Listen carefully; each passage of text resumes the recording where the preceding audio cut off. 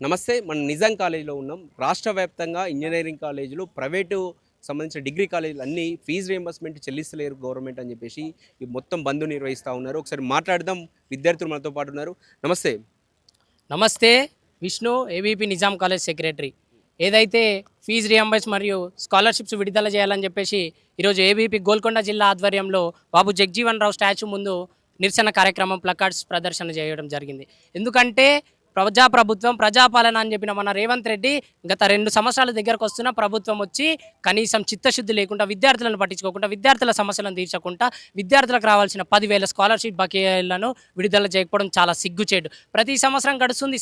సంవత్సరం ఒక 1000 కోట్లు పెరుగుతూ పోతుంది కానీ ప్రభుత్వం ఎటువంటిది పట్టించుకోవట్లేదు. నిన్న కాక మొన్న చూసినాం కరీంనగర్, వరంగల్ జిల్లాలలో ఏబీపీ ఆధ్వర్యంలో కలెక్టరేట్లు కూడా ముట్టడించడం జరిగింది. కలెక్టరేట్లు ముట్టించిన, సంక్షేమ భవన్లు ముట్టించిన ఈ ముఖ్యమంత్రికి రేవంత్ రెడ్డికి కనీసం దున్నపోతు మీద వాన పడ్డట్టే అయిపోయింది. కనీసం స్పందించడం లేదు. అంటే విద్యార్థులు అనుకుంటే ఏమవుతుంది, విద్యార్థులు చులకనగా అయిపోయారు. ఇన్ని రోజులు విద్యార్థులు ప్రొటెస్ట్ చేసిర్రు, రీయింబర్స్‌మెంట్ గురించి వాళ్ళు మొత్తం చేసిర్రు. సరే, ఇప్పుడు మేనేజ్‌మెంటే డైరెక్ట్ రంగంలోకి దిగి వాళ్ళే ధర్నాలు, ప్రొటెస్టులు వాళ్ళే ఇప్పుడు కాలేజీలో బంద్ చేసుకొని కూర్చుర్రు. మీరు దీన్ని ఎలా చూస్తారు? ఏదైతే టీఏఎఫ్ఐ అని మనం చూసుకుంటున్నామో ప్రైవేట్ సంస్థ, ఇన్స్టిట్యూషన్స్, ప్రైవేట్ డిగ్రీ కాలేజీలు కానీ, ప్రైవేట్ ఇంజనీరింగ్ కాలేజెస్ కానీ, ప్రైవేట్ జూనియర్ కాలేజెస్ కానీ ఇన్ని రోజులు నడిపించారు.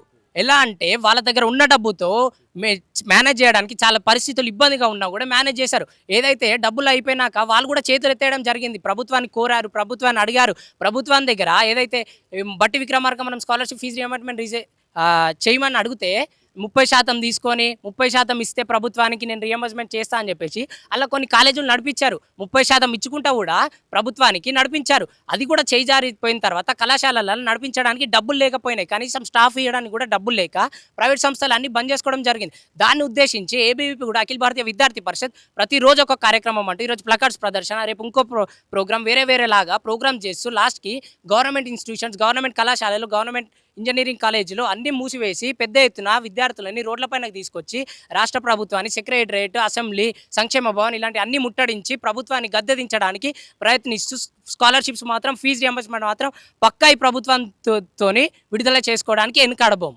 ఇక్కడ ఇప్పుడు మేనేజ్‌మెంట్ మొత్తం ఇప్పుడు నిజాం కాలేజీలో కూడా సగం మేనేజ్‌మెంట్ ఉంటుంది. వాళ్ళు కూడా మీ ఫీజు రీయింబర్స్‌మెంట్ రాకపోతే మిమ్మల్ని కట్టమని అడుగుతారు. ఇప్పుడు మీ దగ్గర ఎట్లా ఉంది పరిస్థితి? నిజాం కాలేజ్లో చూసుకుంటే దాదాపు 15,50,00,000 ఫీజు రియంబర్స్ బాకీలు ఉంది. దాంట్లో భాగంగా ప్రిన్సిపాల్కి ఫీజు రియంబర్స్ స్కాలర్షిప్స్ రాక ప్రిన్సిపాల్ ఏమడుగుతున్నాడే విద్యార్థుల దగ్గర డబ్బులో కళాశాల ఆర్థిక వ్యవస్థను అర్థం చేసుకొని ఒక విద్యార్థి 3,000 ఇవ్వమని చెప్పేసి సర్కులర్ ఇవ్వడం జరుగుతుంది. విద్యార్థుల దగ్గర డబ్బులు చందాల్లాగా అడుకోవడం జరుగుతుంది. మేనేజ్మెంట్కు ప్రభుత్వాన్ని అడగడం చేతకాక విద్యార్థుల దగ్గర 3,000 ఒక్కొక్కరి దగ్గర చందాల్లాగా అడుక్కొని కళాశాలను నడిపిస్తూ, కళాశాల విద్యార్థుల దగ్గర ఫీజులు ఎక్కువ వసూలు చేస్తూ, ఫీజుల ద్వారా మెస్ ఫీజుల ద్వారా దాంతో కళాశాలను నడిపిస్తుంది ఇప్పుడు నిజాం కళాశాల. ప్రైవేటు ఇంజనీరింగ్ కాలేజీలు అవి బంధువుల పట్ల మీరు ఏమంటారు? ప్రైవేట్ కళాశాలలు అన్నీ కూడా వాళ్లకు కాక ప్రభుత్వానికి ఒత్తిడి తేలేక వాళ్ళలో వాళ్ళు సతమతమవుతూ చాలా రోజులుగా బట్టి విక్రమార్క గారిని కానీ, ముఖ్యమంత్రిని గారు కానీ కలిసిన తర్వాత కూడా రాష్ట్ర ప్రభుత్వము మేము జీతాలు ఇవ్వలేకపోతున్నాం, సంక్షేమ పథకాలకు డబ్బులు ఇవ్వలేకపోతున్నాం కాబట్టి మీరు మీ ఆశలు వదులుకోండి అని వార్తలు వస్తున్నాయి. అంటే ప్రభుత్వం ఇవ్వాల్సిన న్యాయమైన విద్యార్థులకు న్యాయమైన ఫీజు రియంబర్స్‌మెంట్ స్కాలర్షిప్లు ఇవ్వలేక ప్రభుత్వము వాళ్ళపైన ఒత్తిడి తెస్తుంది. మీరు ప్రభుత్వ కళాశాలలు కాకుండా ప్రైవేట్ కళాశాలన్నీ కూడా ఇవాళ నడపలేని స్థితిలో ఉన్నాయి అంటే కారణము ప్రభుత్వం ఫీజు రియంబర్స్‌మెంట్ స్కాలర్షిప్లు విడుదల చేయడం కారణము. తెలంగాణ రాష్ట్రంలో చాలా వరకు ప్రైవేట్ కళాశాలల్లో వాళ్ళు కనీస మౌలిక సదుపాయాలు కల్పించలేకపోతున్నారు. టీచర్లకు జీతాలు ఇవ్వలేకపోతున్నారు. వాళ్ళు డే టు డే మెయింటెనెన్స్ చేయలేకపోతున్నారు. వాళ్ళు అడిగేది ఏం లేదు. 1,200 కోట్ల రూపాయలు ఏవైతే టోకన్ నంబర్లు వచ్చినాయో అవే ఇవ్వమని చెప్తున్నారు. కానీ రాష్ట్రంలో 8,500 కోట్ల రూపాయల ఫీజు రియంబర్స్‌మెంట్ స్కాలర్షిప్లు బకాయిలో ఉన్నాయి. ఆ బకాయిలో ఉన్నాయి అన్నీ విడుదల చేయాలని ఏబీవీపీ డిమాండ్ చేస్తుంది. రాష్ట్ర ప్రభుత్వానికి హెచ్చరిక కూడా ఇది. ఎందుకంటే తెలంగాణ రాష్ట్రంలో తెలంగాణ రాష్ట్రం వచ్చింది ఎందుకు? పేద విద్యార్థుల కోసం తెలంగాణ రాష్ట్రంలో వచ్చింది. తెలంగాణ తెచ్చుకున్న దేనికి? మనం విద్యార్థులు బాగుండాలా, నిధులు నియామకాలు అన్న ఉద్దేశంతో చేస్తున్నాం. నియామకాలు జరగాలంటే విద్య బాగుండాలి. ఇంకా తెలంగాణ మొత్తం రాష్ట్ర వ్యాప్తంగా ప్రభుత్వ పాఠశాలల్లో, కళాశాలల్లో అధ్యాపకులు లేరు, ప్రొఫెసర్లు లేరు, నాన్ టీచింగ్ స్టాఫ్ లేరు. ఉస్మానియా యూనివర్సిటీ లాంటి ప్రఖ్యాతిగాంచిన యూనివర్సిటీల్లో కూడా 30% 70% మంది ప్రొఫెసర్లు లేరు. అంటే పరిస్థితి మనం అర్థం చేసుకోవచ్చు. తెలంగాణ రాష్ట్రంలోని ప్రభుత్వము పూర్తిగా విద్యా వ్యవస్థను విస్మరించిందని. ఎన్ని రోజులు కొనసాగే అవకాశం ఉంది ఇది? ప్రభుత్వం అసలు కూడా స్పందిస్తలేదు. వాళ్ళ ప్రభుత్వం నుంచి ఇలాంటి కామెంట్స్ కూడా వస్తలేవు. దీని పట్ల మీరేమంటారు? ప్రభుత్వము ఈ యొక్క విద్యార్థుల ధర్నాలు, ఈ యొక్క విద్యార్థులు చేసే నిరసన కార్యక్రమాలకు స్పందించకుంటే అఖిల భారతీయ విద్యార్థి పరిషత్ తరపు నుంచి ఈ యొక్క రాష్ట్ర వ్యాప్తంగా ఆయన ఒక సీఎం క్యాంప్ ఆఫీస్ని కావచ్చు, ఆయన ఒక సెక్రటరీని కావచ్చు, అవసరమైతే ఆయన గెస్ట్ హౌస్ని కావచ్చు, ఆయన ఇంటిని కూడా ఏబీవీపీ విద్యార్థులు ముట్టడించడం జరుగుతుంది.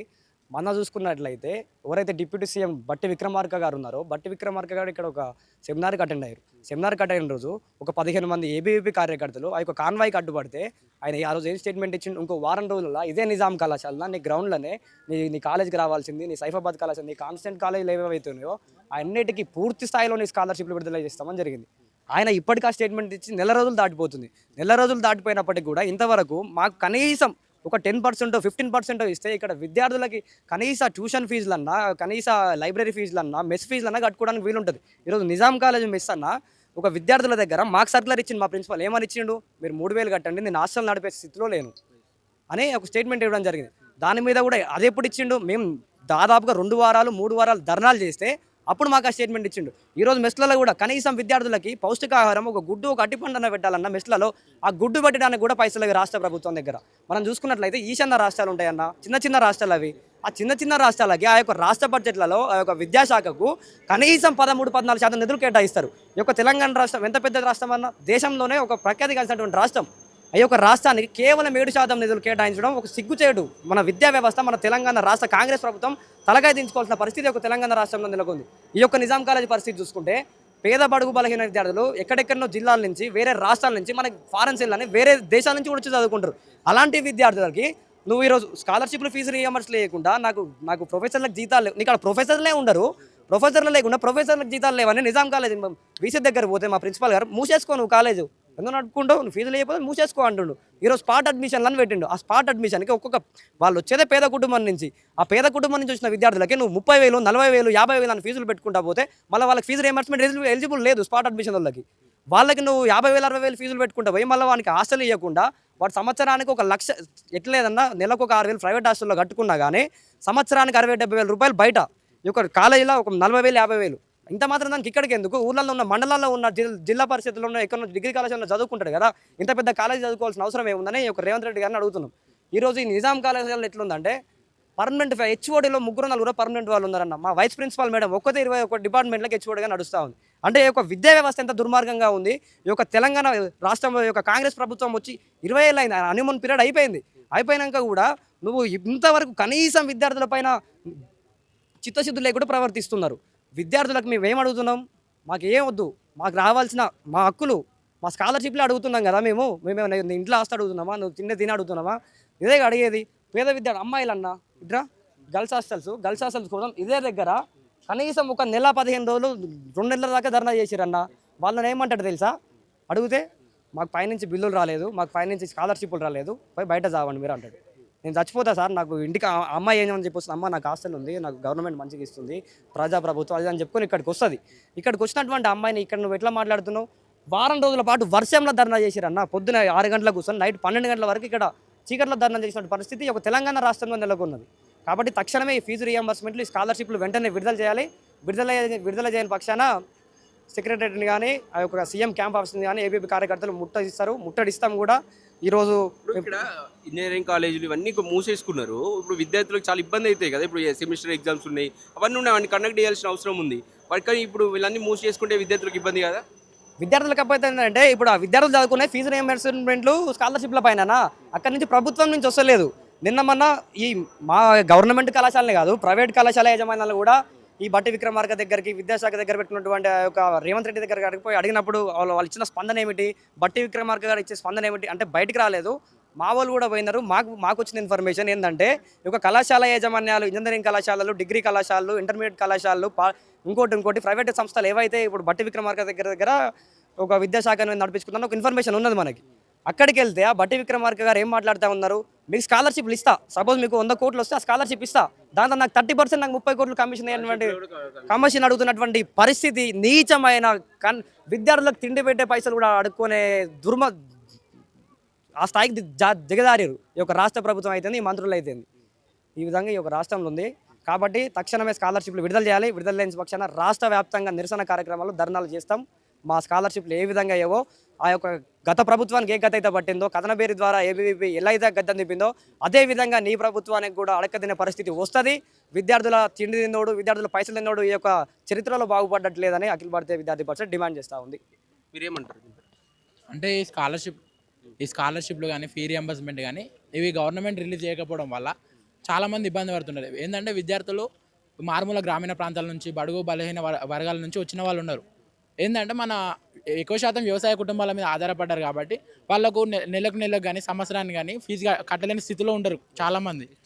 ఫీజు రింబర్స్మెంట్ కోసమే చదువుతున్న వాళ్ళు ఉంటారు. అయితే విద్యార్థులలో చాలామంది ఏంటంటే పేద కుటుంబాల నుంచి వచ్చిన వాళ్ళు జీవితం మీద ఆశలు పెట్టుకొని చదువుకొని మంచిగా జీవితంలో స్థిరపడాలనే ఉద్దేశంతో వచ్చిన వాళ్ళు ఉంటారు.